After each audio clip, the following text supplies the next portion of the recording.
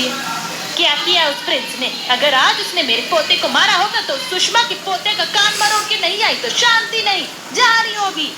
माँ जी रुकिए तो सही, पहले राजू से तो पूछते हैं, पड़ोस की बात है। नेहा तू बोल क्या हुआ? मम्मी आज प्रिंस लाया के घर पर पाव भाजी बना था। वो दोनों हमें खूब चिढ़ाकर बातें कर रहे थे और ये भी कहा कि हम गरीब हैं, हमारी पाव भाजी खाने की औकात नहीं है। बस यही बात है। पाव भाजी, अब ये क्या अला बला चीज है, मैंने तो नाम भी पहली बार सुना है। तभी बारिश में सर पर पन्नी ओढ़कर सुरेंद्र उमेश कुछ सब्जी लेकर खांचे में आते हैं। पाव भाजी? अरे भगवान, तुमने कहाँ से सुन लिया? हाजी तुम्हारे पोता पोती ने खाने की हठ लगा रखी है। क्या चीज है ये पाव भाजी? ठंड तो तब है जब नई जॉब पे नई गड्डी में जाएगी। पर पेट्रोल लो या ईवी? नहीं पूछ लेने। क्या चीज है ये पाव भाजी? माँ आजकल बारिश में पाव भाजी की बड़ी ज्यादा बिक्री है। शादी पार्टी में लोग ज्यादा ऑर्डर पर बनवाते हैं। उसी टाइम बरसात में मोहल्ले में पाव भाजी का ठेले वाला भोपू बजाते हुए आवाज लगाता है, पाव भाजी खाओ भैया, खाना अगर पाव भाजी तो प्रीतम के ठेले पर चले आओ। गर्मा गर्म पाव भाजी की खुशबू सूंघते हुए अड़ोसी पड़ोसी बारिश में खाने के लिए ठेले पर चले आते हैं। दादी मुझको इस ठेले वाले की पाव भाजी खानी, इसकी पाव भाजी बहुत ही चटपटी तीखी होती है। पर प्रिंस बेटा, मैंने स्पेशल पाव भाजी बनवाया तो था घर में आज। ये ठेले वाले कोई भी चीज अच्छे से नहीं बनाते और स्वाद में अच्छी नहीं लगती। अमीर सुषमा ऐसा कहते हुए नाक चढ़ा लेती है। तभी पाव भाजी वाला मस्का लगाता है, जी पहले मेरी चटपटी पाव भाजी टेस्ट करके तो देखो, स्पेशली बम्बई की पाव भाजी बनाता हूँ। अच्छा तो फिर 2 प्लेट लगा दे मेरे पोता पोती के लिए। ठेले वाला सस्ती मक्खन टिक्की लगाकर फटाफट भाजी गर्म करता है और पाव सेक कर देता है। दादी अंकल की पाव भाजी बहुत टेस्टी है, आप भी खाकर देखो। हाँ सचमुच पाव भाजी बड़ी स्वाद बनाई है। वैसे 2-4 दिन में मेरे पोते का जन्मदिन है तो ऐसी ही चटपटी पाव भाजी बनाना कि खाने वाले उंगलियां चाटते रह जाए। बाकी चाउमीन बर्गर वाले तो बुक कर रखे हैं मैंने। अरे जी क्यों नहीं आंटी जी, एकदम बढ़िया स्वाद की पाव भाजी बनाकर खिलाऊंगा। आप शादी पार्टी में मुझको बुक करेंगे फिर। जहाँ सब लोग चाव लेकर गर्मा गर्म पाव भाजी खा रहे थे, गरीब ससुराल वाले देख रहे थे। पापा पापा हमको 1 प्लेट पाव भाजी दिलवा दो ना, मैं और दीदी शेयर करके खा लेंगे। बेटा मेरी जेब में केवल 50 रुपए है। कोई नहीं, मैं रेट पूछता हूँ, अगर इतने में आ गई तो दिलवा दूंगा। उमेश पाव भाजी वाले के ठेले पर आता है। उसके पैरों में कीचड़ देख सुषमा घिन खाते हुए पीछे हटती है। पता नहीं कैसे कैसे गए गुजरे गरीब लोग भी आ जाते हैं। अरे अगर कीचड़ मिट्टी से इतनी घिन आती है तो इस कच्ची कॉलोनी में घर बनवाने की क्या जरूरत थी, किसी पॉश एरिया में कोठी खरीद लेती। कुछ लोगों का हाल तो यहाँ थोथा चना बाजे खाना जैसा है।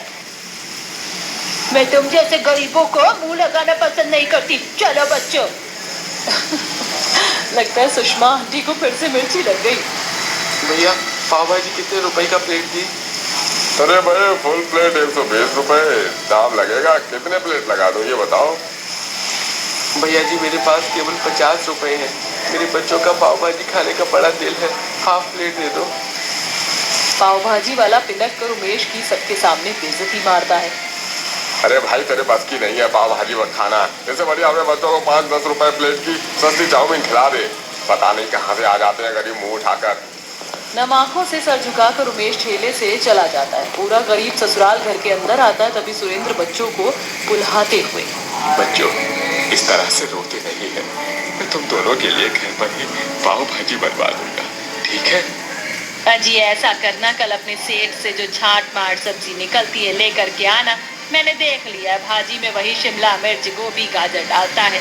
अगले दिन दोनों जैसे मंडी आते हैं तो सेठ नए पल्लेदारों से बोरी उतरवा रहा था। सेठ तुमने नए पल्लेदार रख लिए हैं क्या? हाँ, क्योंकि ये पल्लेदार तुम दोनों बाप बेटे से ज्यादा चुस्त हैं। अरे काम करने में और राजी खुशी से रोज के 4 रुपए बोरी उतार रहे हैं, तो मुझे तुम्हारी जरूरत नहीं है। सेठ इस तरह से हम गरीब बाप बेटे के पेट पर लात मत मारो। अरे बरसात का मौसम है, हम कैसे परिवार का पेट पालेंगे? हमारा गरीब परिवार तो भूखा मर जाएगा। सेठ मत निकालो। हाँ तो मर जाने दो, भूखा मुझे भैया अपना फायदा देखना है, समझे?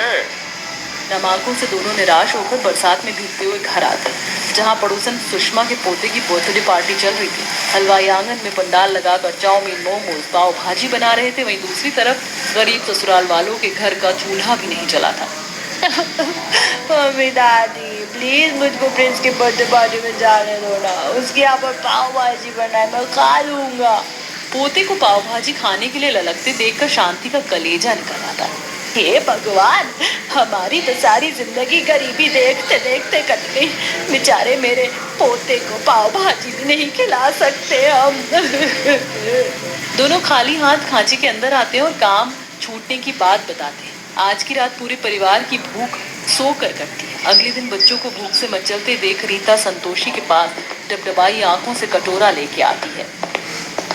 भाभी, मुझे थोड़ा आटा दे दो, मेरे पति और ससुर का काम छूट गया, घर में खाने को एक करने का दाना नहीं है, बच्चे तड़प रहे हैं। ये 5 चीजें 20 साल की उम्र से पहले छोड़ दो, वरना बर्बाद हो जाओगी। नंबर 1, टीवी सीरियल देखना।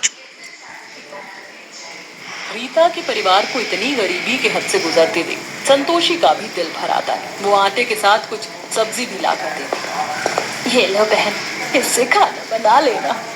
रीता बहन, अगर उमेश भाई अभी खाली बैठे हैं तो किसी अच्छा दुकान पर पाव ब्रेड पहुंचने का काम दिलवा देता हूँ। रोज के 100-200 रुपए मिल जाया करेंगे। खाली बैठ कर क्या फायदा, कम से कम घर का खर्चा तो निकलेगा। जी भैया, मैं जाकर उन्हें कहती हूँ।